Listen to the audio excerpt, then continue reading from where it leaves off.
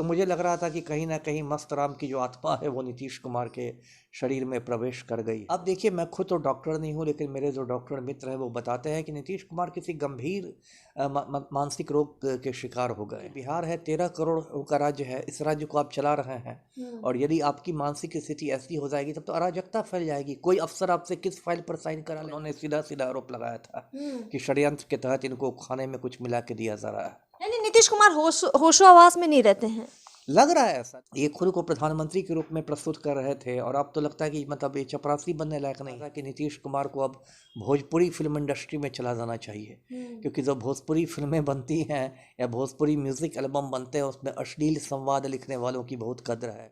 आखिर क्यों नीतीश कुमार ने सदन के अंदर इतनी गंदी बात बोल दी कि हर तरफ चर्चा सिर्फ उन्हीं की हो रही है? उनके जहन में क्या चीजें चल रही हैं? क्या वो ध्यान भटकाने की राजनीति कर रहे हैं या कुछ और है? सब कुछ समझेंगे। हमारे साथ यहाँ पर पूर्व आईपीएस अमिताभ दास जी हैं। अमिताभ जी, नीतीश कुमार का ये चेहरा जो सेक्स एजुकेशन दे रहे हैं सदन के अंदर, और तरीका देखिए, क्या लगता है आपको, क्या हो गया है? नहीं, अब मैं क्या बताऊं, मैं तो निःशब्द हूं। जब से मैंने उनका वीडियो देखा है तो मुझे शब्द नहीं मिल रहे हैं। ये देखिए, ये कोई सेक्स एजुकेशन नहीं है। उन्होंने जो भाषा का प्रयोग किया वो तो बिल्कुल एक कह सकते सड़क छाप भाषा जो थी वो थी, और मतलब बिल्कुल अमर्यादित भाषा थी, असंसदीय भाषा थी, और इसलिए पूरे देश में उनकी मतलब आप कह सकते हैं बहुत किरकिरी भी हुई है और आज उनको माफ़ी मांगने पर मजबूर होना पड़ा। और उस समय भी लोग मतलब हक्के बक्के रह गए कि ये क्या बोल रहे हैं, मतलब विपक्ष से कुछ टोका टोकी भी हुई। तो अब इसमें मुझे तो देखिए यही कहना है कि मुझे याद आ रहा था कि जब हम लोग स्टूडेंट हुआ करते थे उस समय तो ये इंटरनेट और स्मार्टफोन सब उतने आए नहीं थे, तो उसे मस्त राम के उपन्यास बहुत पॉपुलर होते थे, बहुत अश्लील उपन्यास होते थे। कोई लेखक लिखता था वो अपने छद्म नाम से, मस्त राम के नाम से, और उस समय जो हाई स्कूल या कॉलेज के लड़के लड़कियां रहते थे छिप छिप के उसको पढ़ते थे, मस्त राम के अश्लील उपन्यासों को। तो मुझे लग रहा था कि कहीं ना कहीं मस्त राम की जो आत्मा है वो नीतीश कुमार के शरीर में प्रवेश कर गई है, उसी तरह की भाषा थी। अब देखिए, मैं खुद तो डॉक्टर नहीं हूँ, लेकिन मेरे जो डॉक्टर मित्र हैं वो बताते हैं कि नीतीश कुमार किसी गंभीर मानसिक रोग के शिकार हो गए हैं और उनका कहना है कि ये बीमारी कुछ भी हो सकती है, डिमेंशिया हो सकता है, अल्जाइमर की बीमारी होती है, और ये बीमारी ज़्यादा उम्र में हो जाती है कुछ लोगों को, और उसमें आदमी याददाश्त खोने लगता है, खुद पर से उसका नियंत्रण खत्म होने लगता है, अनर्गल बातें करने लगता है। अभी 2-4 रोज़ पहले नीतीश कुमार का एक वीडियो वायरल हुआ था, वो भी बहुत चौंकाने वाला था। महावीर चौधरी की श्रद्धांजलि सभा थी पूर्व मंत्री की। नीतीश कुमार गए और उनको फूल चढ़ाने थे महावीर चौधरी की तस्वीर पर, तो उन्होंने फूल उठाए मुख्यमंत्री ने और जाकर उन्होंने अशोक चौधरी के माथे पर डाल दिया। तो ये सब बहुत असामान्य हरकतें हैं, लगता है जैसे कि कुछ मतलब एबनॉर्मेलिटी आ गई है सीएम में। तो ये बहुत गंभीर बात है, इसलिए गंभीर बात है कि बिहार है, 13 करोड़ का राज्य है, इस राज्य को आप चला रहे हैं और यदि आपकी मानसिक स्थिति ऐसी हो जाएगी तब तो अराजकता फैल जाएगी। कोई अफसर आपसे किस फाइल पर साइन करा लेगा, आप खुद नहीं समझ रहे हैं। ये बहुत बड़ी बात आपने कही कि कहीं ना कहीं जो उन्होंने बोला, देखिए आम व्यक्ति जो है वो इसको इस तरह से समझ रहा है कि या तो नीतीश कुमार का चरित्र, उनके विचार या ऐसा ही है जो वो बोलते हैं, या फिर कुछ ऐसा हो रहा है जो शायद लोगों को दिख नहीं रहा है।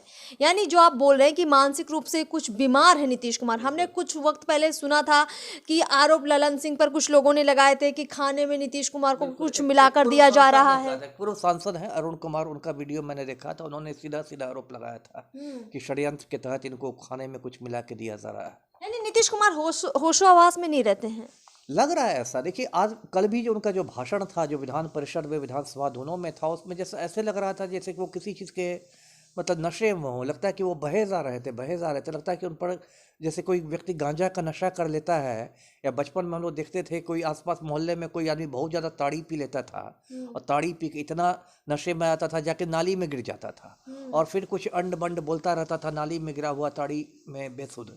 तो कुछ उसी तरह उनकी भाषा और उसी तरह की उनकी भाव भंगिमा थी। तो ये बहुत चिंता का विषय है, कैसे मतलब राज्य चलेगा, ये तो मजाक का विषय रहा। 2023 में नीतीश कुमार का ये बदला रूप, और वो भी तब जब वो सीधे नरेंद्र मोदी के खिलाफ खड़े हैं, महागठबंधन इन्होंने बना लिया, इंडिया अलायंस बना लिया। तो इस तरह के रवैये के साथ क्या देश की जनता इनको स्वीकार करेगी? इंडिया अलायंस की क्या छवि बनेगी आगे जाकर? यानी इंडिया इंडिया अलायंस ने तो इसलिए इनको संयोजक भी नहीं बनाया, इनको ना प्रधानमंत्री का चेहरा बना है। इंडिया अलायंस में भी इनकी स्थिति तो मतलब एक तरह से अलग थलग करके ही इनको रखा गया है। भले ही इनके चमचे कहते हैं कि ये संयोजक बन जाएंगे या प्रधानमंत्री का चेहरा बन जाएंगे, इंडिया अलायंस में भी इनकी कोई औकात है नहीं। इंडिया अलायंस में आज भी सबसे बड़े करके नेता राहुल गांधी है, नीतीश कुमार उनके सामने कुछ नहीं है। जो सबसे बड़ी बात है वो ये है कि ये खुद को प्रधानमंत्री के रूप में प्रस्तुत कर रहे थे, और अब तो लगता है कि मतलब ये चपरासी बनने लायक नहीं है। जो इनका मतलब आप कह सकते हैं चाल चरित्र और चेहरा है, आज इनको माफ़ी मांगनी पड़ी। माफ़ी भी तब मांगनी पड़ी तब पूरे देश भर में मतलब एकदम कह सकते हैं यहाँ पे इनकी फजीहत हो गई, किरकिरी हो गई। और आज मैं ऐसे ही मजाक में कुछ दोस्तों से कह रहा था कि नीतीश कुमार को अब भोजपुरी फिल्म इंडस्ट्री में चला जाना चाहिए, क्योंकि जो भोजपुरी फिल्में बनती हैं या भोजपुरी म्यूज़िक एल्बम बनते हैं उसमें अश्लील संवाद लिखने वालों की बहुत कद्र है, अश्लील गीत लिखने वालों की बहुत कद्र है। बहुत लोग अश्लील गीत गा के ही बहुत पैसे वाले हो गए हैं। हमने कहा कि अब नीतीश कुमार के अंदर यदि इतनी गंदगी भरी हुई है, इतनी अश्लीलता भरी हुई है, तो इनको तो अब भोजपुरी फिल्म इंडस्ट्री का रुख कर लेना चाहिए, कुछ वहीं अश्लील संवाद लेकर कुछ अब काम करे। लेकिन मुख्यमंत्री पद छोड़ने का समय आ गया है नीतीश का, ऐसा लग रहा है। कहीं नीतीश कुमार की ये सोची समझी साजिश तो नहीं है कि पॉपुलर हो जाए, क्योंकि आजकल हम देखते हैं ज़्यादातर लोग स्टंट मारते हैं। सोशल मीडिया का ज़माना है, कुछ भी ऐसे बकवास कर दो, कुछ भी ऐसा बोल दो कि हर तरफ आपकी ही चर्चा हो। कहीं ये कोई स्टाइल तो नहीं है नीतीश कुमार का? नहीं, ये तो स्टाइल नहीं मैं समझूंगा, क्योंकि नीतीश कुमार ऐसे देखे तो बहुत शातिर राजनेता रहे हैं। और ये तो पब्लिसिटी हुई, ये कोई पॉजिटिव पब्लिसिटी तो हुई नहीं, ये तो नेगेटिव पब्लिसिटी हुई। तो खुद अपनी बदनाम हुए तो क्या हुआ, नाम तो हो रहा है। हाँ, ये भी एक सोच हो सकती है कि ठीक है बदनाम में भी नाम है, लेकिन एक शातिर राजनेता को मुझे लगता है ये सोच नहीं होगी, क्योंकि इससे जो तो उनकी छवि को बहुत बड़ा मतलब एक धक्का लगा है। और इतना बड़ा धक्का लगा है कि उनकी पार्टी के भी जो लोग हैं वो भी दबी जुबान में कह रहे हैं कि ऐसे नहीं कहना अच्छा, चाहिए। हैरानी की बात यह कि सदन में हर राजनीतिक दल मौजूद था, बीजेपी हो, कांग्रेस हो, चाहे राजद हो, सब लोग मौजूद थे। लेकिन किसी ने वहाँ मौजूद लोगों में से किसी ने आवाज़ नहीं उठाई, महिला विधायकों ने भी नहीं कुछ कहा। सदन के बाहर तेजस्वी यादव जब आते हैं तो वो एक तरह से बचाव करते हैं, सेक्स एजुकेशन बोलते हैं तेजस्वी। आपको नहीं लगता है कि युवा नेता के तौर पर तेजस्वी के पास ये मौका था कि वो नीतीश कुमार को टोकते और बताने का प्रयास करते कि यहाँ तो आप साहब गलत हैं? अब इतनी नैतिकता तो नहीं राजनीति में बची है कि लोग इतने मतलब आप जो बोल रहे हैं कि इतना सिद्धांत वाली राजनीति करें। देखिए, तेजस्वी और नीतीश दोनों तो एक ही नाव में सवार हैं, महागठबंधन की नाव में दोनों सवार हैं, चाचा भतीजा दोनों सवार हैं। तो तेजस्वी की तो एक राजनीतिक मजबूरी हो गई नीतीश का बचाव करने की, है ना। अच्छा। वो कह रहे हैं कि तेजस्वी की ये बातें तो किताबों में भी लिखी रहती है, लेकिन किताबों में कभी भी इस तरह की भाषा और इस तरह के शब्दों का तो प्रयोग नहीं होता है किसी भी किताब में, कम से कम मैंने तो नहीं पढ़ा है।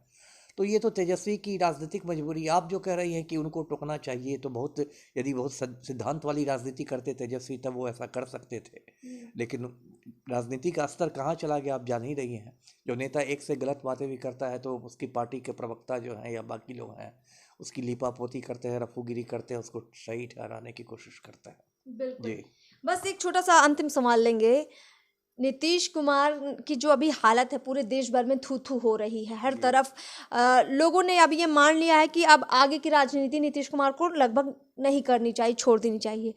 लेकिन हमने ये देखा कि बिहार के ज़्यादातर नेता, जो लोग कुछ नहीं बोल रहे इसके खिलाफ, चाहे वो सत्ता के हों या विपक्ष के हों, क्या ऐसे लोगों पर भी प्रश्न उठाने चाहिए? क्या ऐसे लोगों को भी राजनीति छोड़ देनी चाहिए?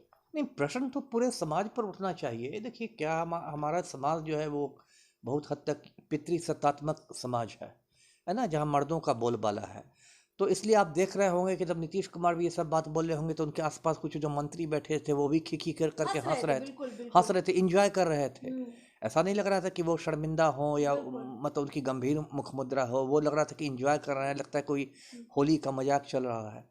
तो पूरा समाज ही एक तरह से कटघरे में है और नीतीश कुमार समझिए इसी समाज की उपज है।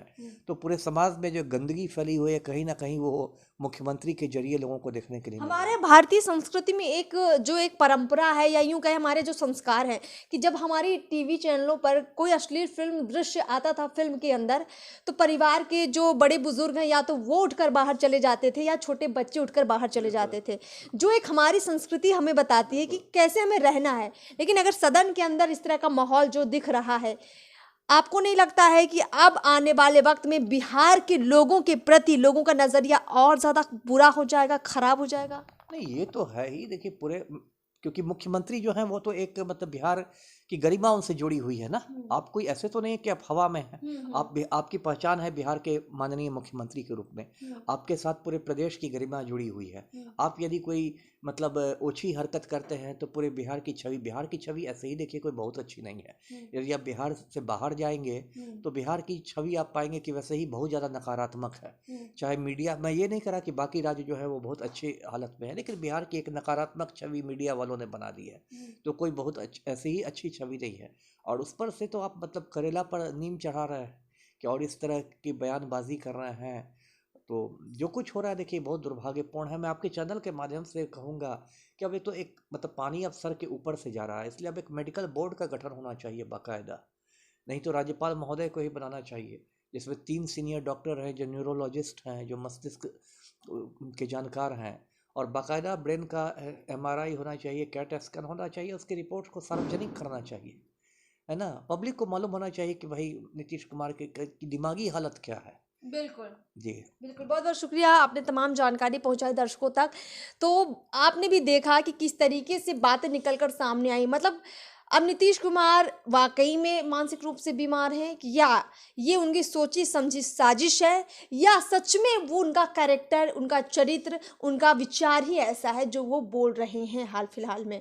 खैर, आपको भी तय करना है कि चुनाव नज़दीक है, तो ऐसे में आप किस तरह के, किस विचार के व्यक्ति को आगे बढ़ाएंगे और किसको रोक देंगे, किसको वोट नहीं देंगे, क्योंकि यही वक्त है अपनी आवाज़ उठाने का। खैर, इस विश्लेषण में, इस खास चर्चा में इतना ही। चैनल को सब्सक्राइब ज़रूर कीजिए। नमस्कार।